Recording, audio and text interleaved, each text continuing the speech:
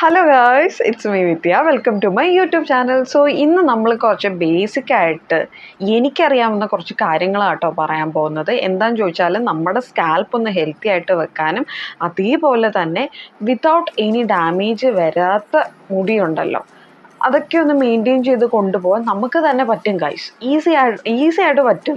പക്ഷേ നമ്മളും കൂടെ ഒന്ന് കുറച്ചൊരു എഫേർട്ട് എടുക്കണം. പിന്നെ മെയിൻ തിങ് എന്ന് പറയുന്നത് കൺസിസ്റ്റൻസി. ഒരു മാസമെങ്കിലും കൺസിസ്റ്റൻ്റ് ആയിട്ട് ഇത് ചെയ്യണം. എന്നാൽ മാത്രമേ നമുക്ക് ഹെൽത്തി സ്കാൽപ്പും ഒരു ഹെൽത്തി ഹെയറും അതിനനുസരിച്ച് നമ്മുടെ ഹെയർ പ്രോബ്ലംസ് കുറഞ്ഞു തുടങ്ങും ഗൈസ്.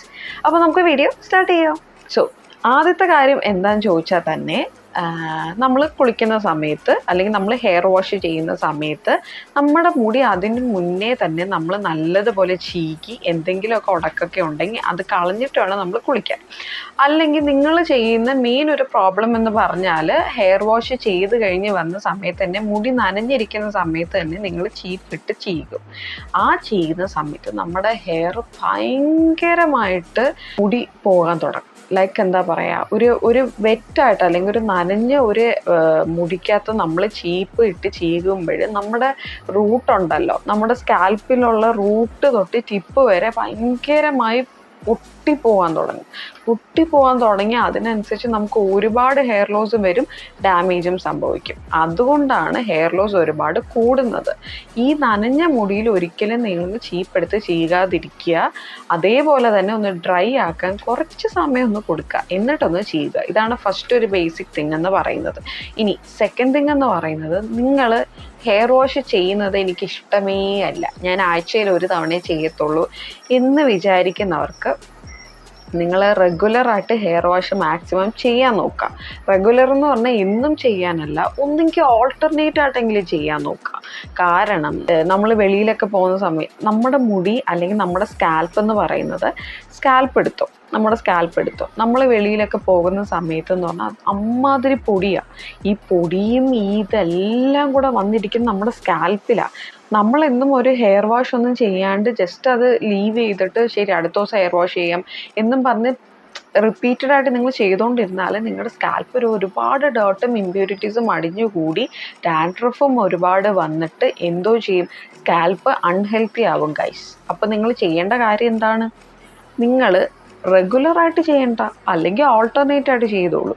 ഇനി ഓയിലി സ്കാൽപ്പും ഉണ്ട്, ഡ്രൈ സ്കാൽപ്പും ഉണ്ട്. ഓയിലി സ്കാൽപ്പ് ഉള്ളവർ ഓൾട്ടർനേറ്റ് ആയിട്ട് ചെയ്താൽ മാത്രമേ അവരുടെ ഒരു ഓയിലിനെസ് സ്കാൽപ്പിലുള്ളത് മാറത്തുള്ളൂ.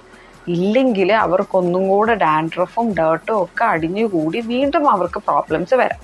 ഇനി ഡ്രൈ സ്കാൽപ്പ് ഉള്ളവർ, എൻ്റെ ഭയങ്കര ഡ്രൈ ആണ്, എനിക്ക് എന്നും ഹെയർ വാഷ് ചെയ്യാൻ പറ്റത്തില്ല, ഓൾട്ടർനേറ്റ് ആയിട്ട് ചെയ്യാൻ പറ്റത്തില്ല എന്ന് പറയുന്നവർക്ക് 2 ദിവസം ഇടവിട്ട് ഹെയർ വാഷ് ചെയ്തോളൂ.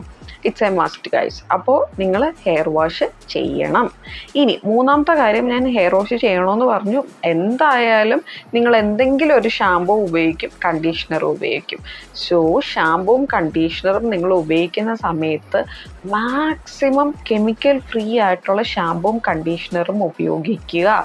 കാരണം നമ്മുടെ സ്കാൽപ്പിൽ എസെൻഷ്യൽ ആയിട്ടുള്ള കുറേ ഓയിൽ ഗ്ലാൻസും ഓയിൽസും പ്രസൻ്റ് ആണ്.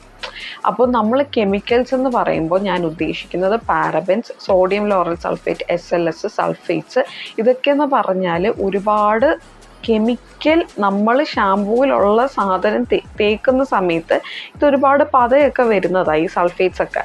അപ്പോൾ എന്തോ ചെയ്യുന്നു ചോദിച്ചാൽ, നമ്മുടെ സ്കാൽപ്പിലുള്ള എസെൻഷ്യൽ ആയിട്ടുള്ള എണ്ണയുണ്ടല്ലോ, ആവശ്യമുള്ള എണ്ണ, അതും കൂടി ഇതങ്ങ് വലിച്ചങ്ങ് എടുത്തുകൊണ്ട് പോകും. അതുകൊണ്ട് നിങ്ങൾ ചെയ്യേണ്ടത് നാച്ചുറൽ ആയിട്ടുള്ള ഇൻഗ്രീഡിയൻസ് അടങ്ങുന്ന ക്ലെൻസേഴ്സ്, ഹെയർ ക്ലെൻസേഴ്സ് ഉപയോഗിക്കുക.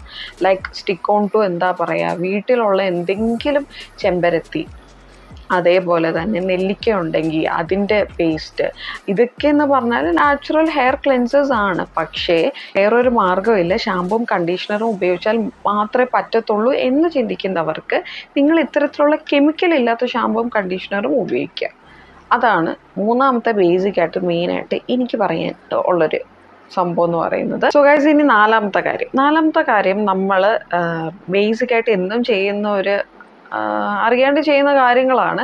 അതിലൊരു കാര്യമാണ് ഇത് കേട്ടോ. നമ്മൾ ഉറങ്ങുന്ന സമയത്ത് നമ്മൾ എന്തായാലും തിരിഞ്ഞും മറിഞ്ഞും പക്ഷെ തല നമ്മൾ ഒരു പില്ലോ കേസിൽ വെച്ചിട്ടായിരിക്കുമല്ലോ നമ്മൾ കിടന്നുറങ്ങുന്നത്. അപ്പോൾ ആ സമയത്ത് നമ്മൾ ചെയ്യുന്ന അബദ്ധം എന്താണെന്ന് ചോദിച്ചാൽ, നമ്മുടെ ആ ഒരു പില്ലോ കേസിൻ്റെ കവറുണ്ടല്ലോ, അത് ഭയങ്കരമായുള്ള തുണിയുടെ മെറ്റീരിയൽ എന്ന് പറയുമ്പോൾ ഭയങ്കര കട്ടിയുള്ള തുണിയുടെ മെറ്റീരിയൽ ആണെങ്കിൽ നമ്മൾ കിടക്കുന്ന വഴിക്ക് നമ്മൾ നല്ല ഡീപ്പ് സ്ലീപ്പൊക്കെ ആകുമ്പോഴത്തേക്കും നമ്മൾ അങ്ങോട്ടും തിരിഞ്ഞും മറിഞ്ഞൊക്കെ ഒരു ബോധമില്ലാതെ കിടക്കുന്നത്. അപ്പോൾ ആ സമയത്ത് എന്തോ ചെയ്യും, നമ്മുടെ മുടിയും ആ ഒരു എത്രത്തോളം കട്ടിയുള്ള തുണിയിലാണ് നമ്മളങ്ങനെ കിടക്കുന്നതെങ്കിൽ ഇത് രണ്ടും കൂടെ ചേർന്നിട്ട് നമ്മുടെ മുടി ഭയങ്കരമായി ഡാമേജ് ആക്കാനുള്ള സാധ്യതയുണ്ട്. കാരണം നമ്മളിങ്ങനെ ഒരു ഇതും ഇല്ലാണ്ട് എന്ന് വെച്ചാൽ ഒരു ബോധവും ഇല്ലാണ്ട് ഇങ്ങനെയൊക്കെ തിരിഞ്ഞും മറിഞ്ഞും ഒക്കെ കിടക്കുന്ന സമയത്ത് ഈ മുടി എന്തോ ചെയ്യും, ഭയങ്കരമായിട്ട് വൾണറബിൾ എന്ന് വെച്ചാൽ എന്താണ്, പൊട്ടിപ്പോകാൻ സാധ്യത ഭയങ്കര കൂടുതലുണ്ട്. കാരണം അത്രത്തോളം കട്ടിയുള്ളൊരു തുണിയുടെ മണ്ടയിലാണ്, പില്ലോ കേസിലാണ് നമ്മൾ കിടക്കുന്ന സമയത്ത് എന്ന് വെച്ചാൽ ഇത് വീക്കായി തുടങ്ങിയിട്ട് എന്തോ മുടി പൊട്ടാൻ തുടങ്ങും. അങ്ങനെ നമ്മുടെ മുടി എന്നും നമ്മൾ ഡാമേജ് ആക്കുന്നുണ്ട്. അപ്പോൾ നമ്മൾ ശ്രദ്ധിക്കേണ്ട ഒരു കാര്യം, നമ്മുടെ പില്ലോ കേസ് എന്ന് പറയുമ്പോഴത്തേന് ലൈക്ക് സോഫ്റ്റ് ആയിട്ടുള്ളൊരു മെറ്റീരിയൽ വെച്ചിട്ട് കിടന്നുറങ്ങുക. ലൈക്ക് നമ്മൾ ഈ സിൽക്കിൻ്റെ പോലത്തെ തുണിയില്ലേ, അങ്ങനത്തെ തുണി വെച്ച് കിടന്നുറങ്ങുവാണെങ്കിൽ ഒരുപാട് മുടി ഇങ്ങനെ റബ്ബായി പൊട്ടത്തില്ല. ഇങ്ങനത്തെ ഹാർഷായിട്ടുള്ള തുണി, നല്ല കട്ടിയുള്ള തുണി വെച്ച് നമ്മൾ കിടക്കുവാണെങ്കിൽ ഇത് റബ്ബായി മുടി പൊട്ടും. അതാണ് കഴിഞ്ഞ രാത്രി നമ്മൾ നല്ലപോലെ ചീകി മുടിയൊന്നും പോയില്ല എന്ന് വിചാരിച്ചിട്ട് അടുത്ത ദിവസം നമ്മൾ മുടി ചീകുമ്പോഴും മുടി പോകുന്നത്. ഇതാണ് ഗൈസ് മെയിൻ ആയിട്ടുള്ള ഒരു കാരണം എന്ന് പറയുന്നത്. ഓക്കെ, 5ാമത്തെ കാര്യം എന്താണെന്ന് ചോദിച്ചാൽ, ഇത് നമുക്ക് ഒരു വീക്കിലി 1 or 2 ടൈംസ് എങ്കിലും നിങ്ങളിത് ചെയ്തേ പറ്റത്തുള്ളൂ. നമ്മുടെ സ്കാൽപ്പിൽ നമുക്ക് നല്ലതുപോലെ ഹെൽത്തി ആക്കാനും കുറച്ച് കെയർ കൊടുക്കാനും പറ്റിയ ഒരു സാധനമാണ് ഓയിലിംഗ് ആൻഡ് മസാജിങ്. നമ്മൾ എന്തെങ്കിലും നല്ല വെളിച്ചെണ്ണ എടുക്കുക, എന്നിട്ട് അതൊന്ന് ചൂടാക്കുക, കുറച്ച് ചൂടാക്കിയാൽ മതി, മീഡിയം ചൂട്. എന്നിട്ട് അതെടുത്തിട്ട് നമ്മൾ തന്നെ കൈ കൊണ്ട് തന്നെ, ഈ വിരൽ കൊണ്ട് തന്നെ നമ്മൾ നല്ലപോലെ മസാജ് ചെയ്ത് കൊടുക്കുക. നല്ലപോലെ മസാജ് ചെയ്ത് കൊടുത്തിട്ട് ഒരു 1/2 മണിക്കൂറെങ്കിലും ഒന്ന് വെക്കുക. ലൈക്ക് അത് അടിപൊളി സാധനമാണ്. സ്കാൽപ്പിന് നമ്മൾ കൊടുക്കുന്ന മെയിൻ ഒരു ബെനിഫിറ്റ് എന്ന് പറയുന്നത് ഗായ്സ്. അപ്പോൾ എന്താണെന്ന് വെച്ചാൽ നമ്മുടെ ബ്ലഡ് സർക്കുലേഷൻ കൂടുകയും അതിനനുസരിച്ച് നമ്മുടെ ഹെയർ ഗ്രോത്ത് അടിപൊളിയായിട്ട് വളരും. Trust me, because hot oil massage എന്ന് പറയുന്നത് ഏറ്റവും കൂടുതലായിട്ട് ആളുകൾ പ്രിഫർ ചെയ്താൽ ഒരുപാട് റിസൾട്ട് കിട്ടുന്നുണ്ട് എന്ന് പറയുന്നുണ്ട് കേട്ടോ. അപ്പോൾ ഹോട്ട് ഓയിൽ മസാജ് ചെയ്യുക, സ്കാൽപ്പിൽ വീക്ക്ലി 1 or 2 ടൈംസ് ചെയ്യുക. ഓക്കെ, ഇനി 6ാമത്തെ ഒരു കാര്യം എന്താണെന്ന് ചോദിച്ചാൽ, നമ്മുടെ മുടി ഡാമേജ് ആയി തുടങ്ങുന്നുണ്ട് എന്ന് നമുക്ക് അറിയുന്നത് എപ്പോഴാണെന്നറിയാവോ? നമ്മുടെ മുടിയുടെ ടിപ്പ് അല്ലെങ്കിൽ തുമ്പത്ത് എന്താണ്, സ്പ്ലിറ്റൻസ് വരാൻ തുടങ്ങും. അപ്പോഴാണ് മുടിയുടെ കാര്യത്തിൽ ഒരു തീരുമാനമായി എന്ന് നമ്മൾ തന്നെ ഒന്ന് മനസ്സിലാക്കണം, ഡാമേജ് ആയി. അപ്പോൾ സ്പ്ലിറ്റൻസ് വരുന്ന സമയത്ത് നിങ്ങളത് ട്രിം ചെയ്ത് കൊടുക്കണം. എന്ന് വെച്ചാൽ ഒന്ന് മുറിച്ചു കൊടുക്കണം. 1 മാസത്തിലെങ്കിലും നിങ്ങളുടെ മുടിയുടെ ടിപ്പ് അല്ലെങ്കിൽ തുമ്പ് നിങ്ങളൊന്ന് മുറിച്ചു കൊടുക്കണം ഗൈസ്. എന്നാൽ മാത്രമേ ഹെൽത്തി ആയിട്ടുള്ള ഒരു മുടി നമുക്ക് മെയിൻറ്റെയിൻ ചെയ്യാൻ പറ്റത്തുള്ളൂ. ഓക്കെ, ഇതിപ്പോൾ 6ാമത്തെ കാര്യമാണ്. ഇനി 7ാമത്തെ അൾട്ടിമേറ്റ് ആയിട്ട് നമ്മുടെ ടോപ്പ് ലിസ്റ്റിൽ കിടക്കുന്ന ഒരു സാധനമാണ് guys, healthy eating. Eat healthy ഫുഡാണ് നമ്മുടെ മെയിൻ സാധനം എന്ന് പറയുന്നത്. ഞാനിപ്പോൾ ഇത്രയും ബേസിക് ആയിട്ട് നമുക്ക് ചെയ്യാൻ പറ്റുന്ന കാര്യങ്ങൾ ഞാൻ പറഞ്ഞു.